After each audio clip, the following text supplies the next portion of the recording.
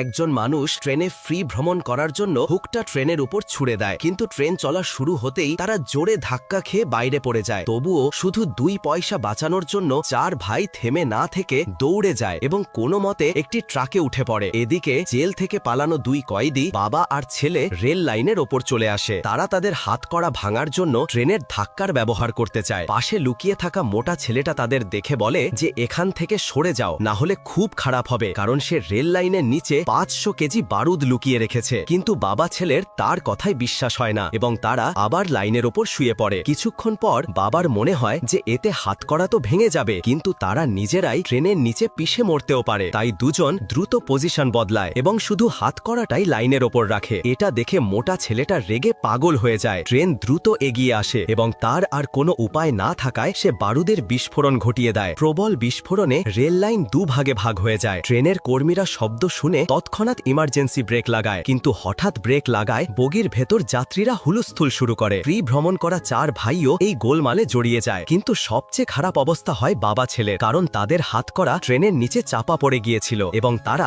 আবার ধরা পড়ে জেলে পাঠিয়ে